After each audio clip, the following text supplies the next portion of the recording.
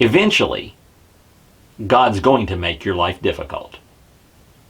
It's true. Sometimes we start out as Christians and everything's going smoothly, but eventually God will ask certain questions of you. Certain very, very difficult questions. In Luke chapter 9, some people come up to him, and Jesus does this to them.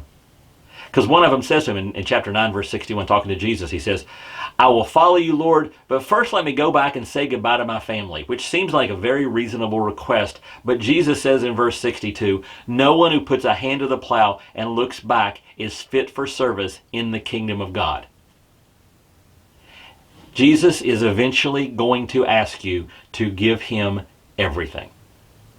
To be 100% totally committed to him. He's going to lay that request in front of you. You may have been living as a Christian for a good little while, living in this half in the world, half in Christianity situation, and eventually Jesus is going to say, I need you to be 100% for me.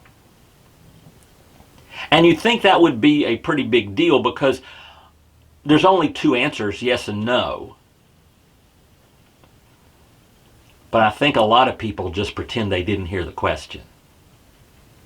I think a lot of people, they come to the point where Jesus says, I want 100%, and they just don't acknowledge that there's been a question asked.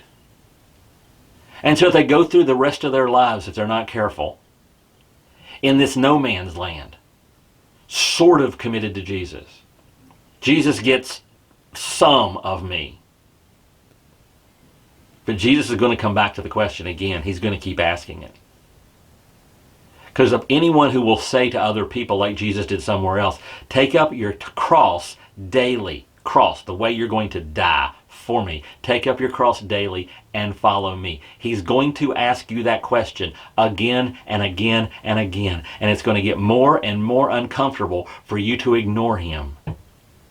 Until you either say, no, Jesus, I'm not quite willing to follow you 100%. Or the answer he really wants, yes, Jesus, I've got my cross. Let's go. And that's today's Jumpstart.